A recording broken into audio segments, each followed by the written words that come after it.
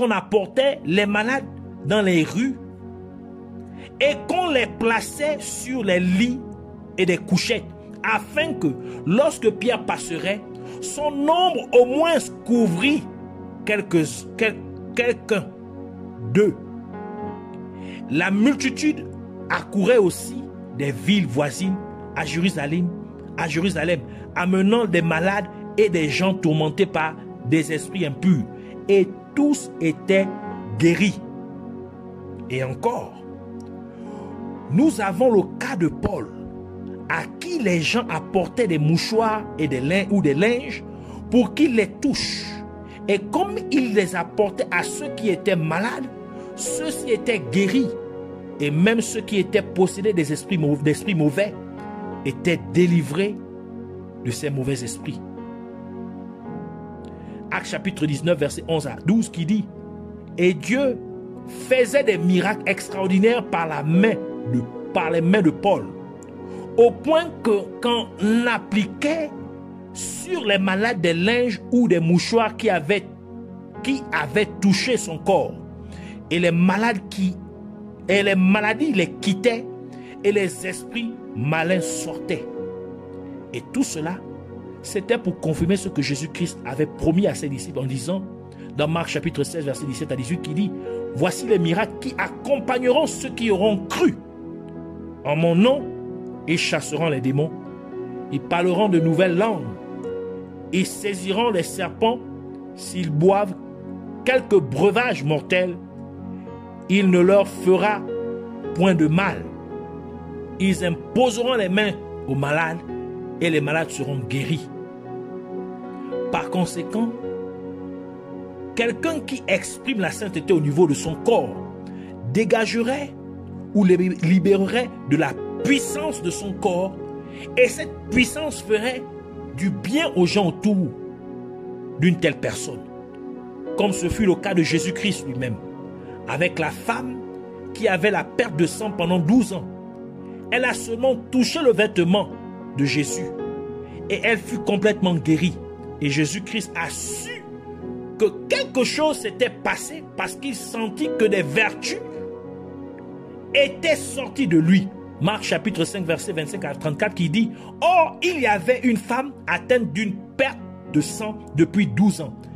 Elle avait beaucoup souffert entre les mains de plusieurs médecins et elle avait dépensé tout ce qu'elle possédait.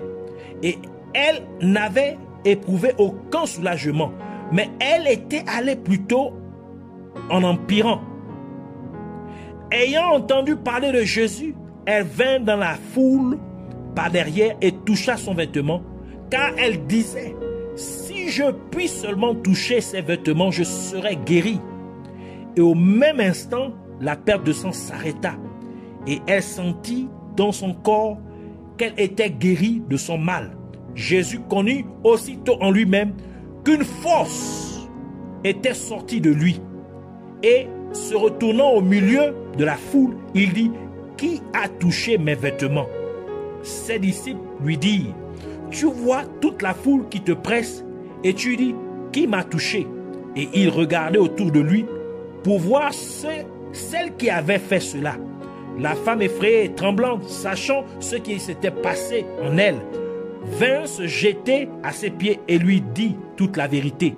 Mais Jésus lui dit: ma fille, ta foi t'a sauvée, va en paix et sois guérie de ton mal.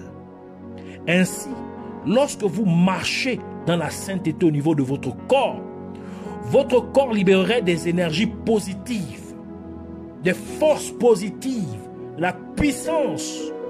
Votre corps physique serait ainsi plein de potentialités.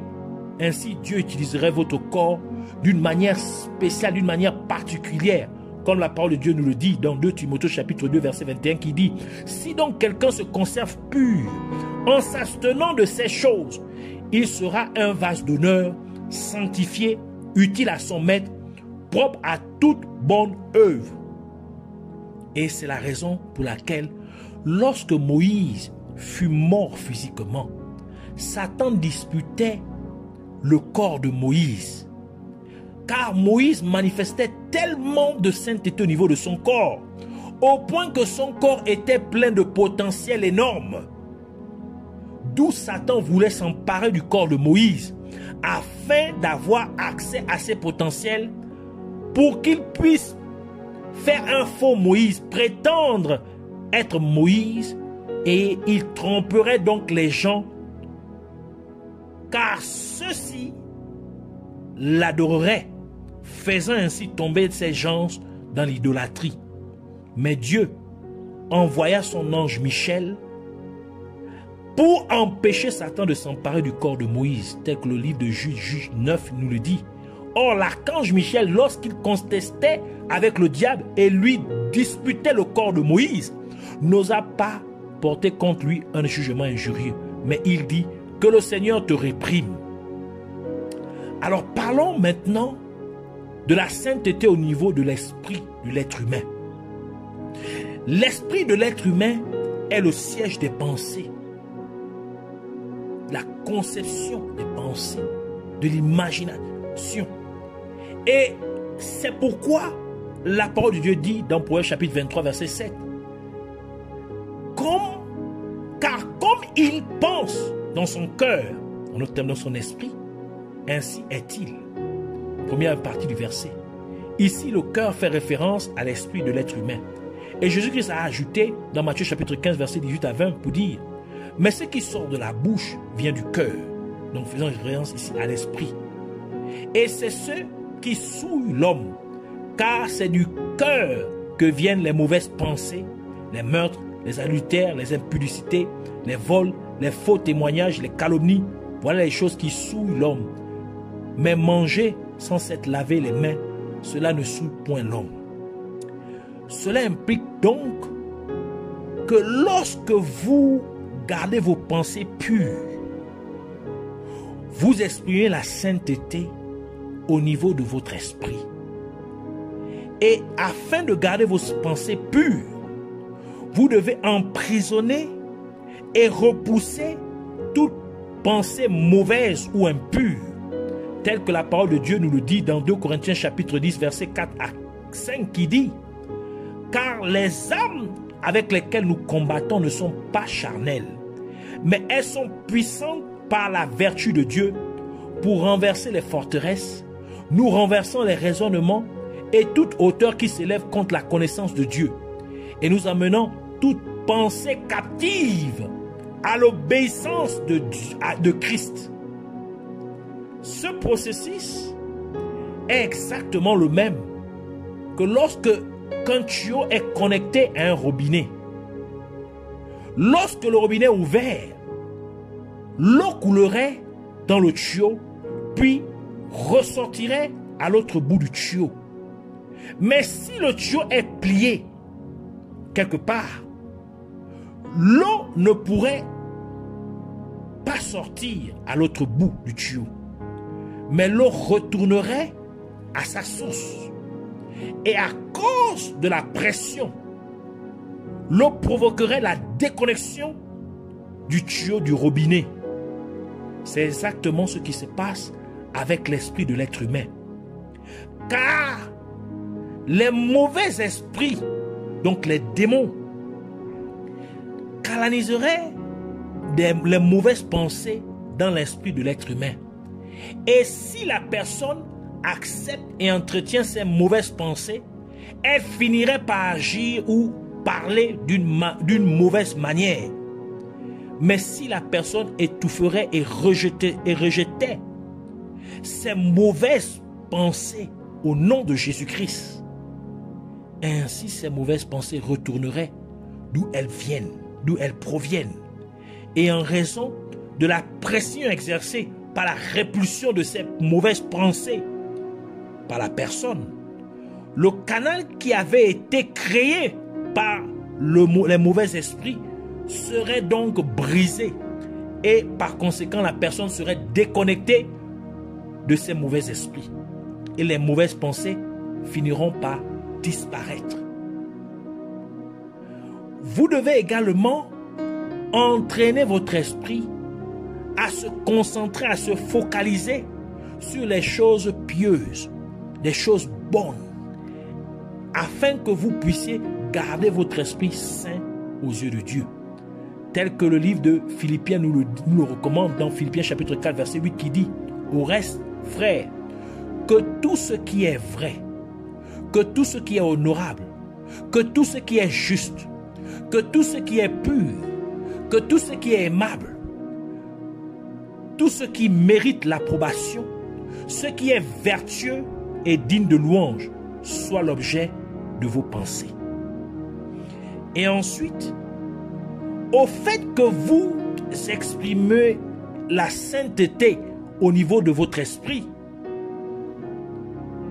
donc je dis, et suite au fait que vous exprimez la sainteté au niveau de votre esprit, vos yeux spirituels et vos oreilles spirituelles seront ouverts. Et vous commencerez à entendre clairement la voix de Dieu et la voix des anges de Dieu. Et vous aurez des visions ouvertes, telles que c'était le cas pour Ézéchiel, Daniel ou encore l'apôtre Jean. Ézéchiel chapitre 1 verset 1 qui dit: la 30e année, le 5e jour du 4e mois, comme j'étais parmi les captifs du fleuve de Kébar, les cieux s'ouvrirent et j'eus des visions divines. Daniel chapitre 7 verset 1 qui dit: la première année de Beltchassar, roi de Babylone, Daniel eut un songe et des visions de son esprit pendant qu'il était sur sa couche. Ensuite, il écrivit le songe et raconta les principales choses. Après, chapitre 1, verset 10. Je fus ravi, ici c'est l'apôtre Jean qui parle, je fus ravi en esprit au jour du Seigneur et j'entendis derrière moi une voix forte, comme le son d'une trompette. Ici, ce sont les choses qui arrivent dû au fait que vous marchez dans la sainteté, vous manifestez de la sainteté au niveau de votre esprit. Parlons maintenant de la sainteté au niveau de l'âme de l'être humain. L'âme de l'être humain est le siège des émotions ou des sentiments. Ainsi, pour que vous exerciez la sainteté au niveau de l'âme, vous deviez aimer Dieu plus que toute autre chose. Et c'est pourquoi Jésus-Christ a dit dans Matthieu chapitre 10 verset 37, « Celui qui aime son père et sa mère plus que moi n'est pas digne de moi. Celui qui aime son fils ou sa fille plus que moi n'est pas digne de moi. » Et cela est bien décrit dans le premier et le plus grand commandement. Tel que Jésus-Christ l'a déclaré dans Matthieu chapitre 22 verset 37 à 38, il dit, Jésus lui répondit, « Tu aimeras le Seigneur ton Dieu de tout ton cœur, de toute ton âme, et de toute ta pensée. C'est le premier et le plus grand commandement. Ainsi, aimez Dieu plus que tout. Avant, par exemple, de vous marier, vous cherchez la volonté de Dieu. Qu'est-ce que le Seigneur tu dit? Vous ne regardez pas à ce que la personne a, au statut de la personne, mais à la beauté physique de la personne. Mais vous, ce qui vous importe, c'est savoir qu'est-ce que Dieu dit concernant mon mariage. Est-ce que c'est la volonté de Dieu? Vous avez un travail, on vous propose des millions de dollars de salaire par mois. Vous ne regardez pas au montant. Vous, ce qui vous importe là-bas, c'est chercher. Est-ce que c'est ce que Dieu veut pour moi? Si Dieu dit non, vous refusez ces millions de dollars. Et vous choisissez ce que Dieu veut pour vous. C'est ça, aimer Dieu plus que tout. Satan a montré à Jésus-Christ tous les royaumes de la terre avec toutes les splendeurs. Et il dit, tout cela m'a été donné et je te donnerai si tu te prosternes devant moi. Et Jésus a refusé. Parce que Jésus aimait Dieu le Père plus que tout. Plus que tout.